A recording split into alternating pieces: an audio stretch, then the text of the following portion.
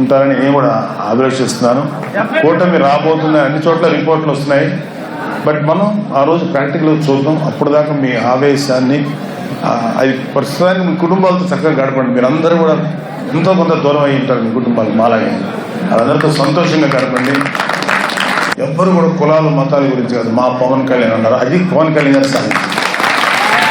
అందరి వాడు పవన్ కళ్యాణ్ నిజాయితీ నిలబడతాడు. అందరికోసం అందరూ రావడానికి 10 సంవత్సరాలు. వాళ్ళు ఎలా ఉంటారంటే వైసీపీ కానీ కొంతమంది వీళ్ళు ఇతను అర్జెంటుగా ఒక కులానికి ఒక మతానికి పెట్టేస్తే ఇతను అక్కడే ఉండిపోతారు ఎదగడని.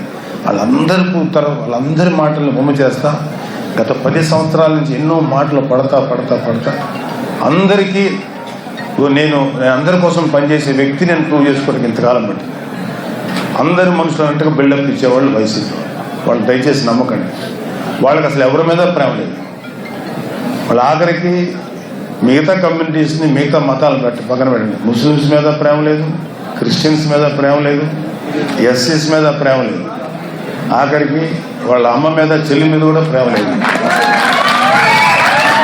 అమ్మని చెల్లిని కూడా ప్రేమించలేనోడు అతనికి నేను ఈ మూడే అతను భయంకరంగా చాలా